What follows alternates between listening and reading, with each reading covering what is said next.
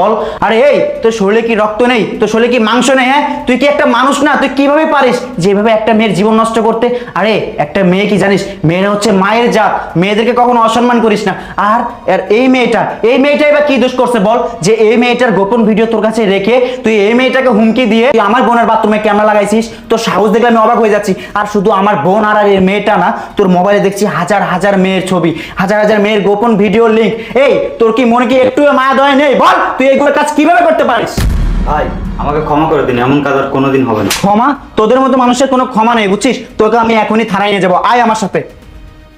বান্ধবী, আমার ভুল হয়েছে, তুই আমার ক্ষমা করে দে। আমি ইচ্ছা করে করতে চাই নাই, ও আমাকে ব্ল্যাকমেল করছে, এর জন্য আমি করছি। না আর আমি কখনো করতাম না, আমাকে ক্ষমা করে দে না বোন। আচ্ছা ঠিক আছে, বাদ দে, যেটা করছিস আর কখনো এরকম কোনো কাজ করিস না। আর হ্যাঁ শোন, কোনো কিছু করার আগে দুইবার ভাববি, ঠিক আছে?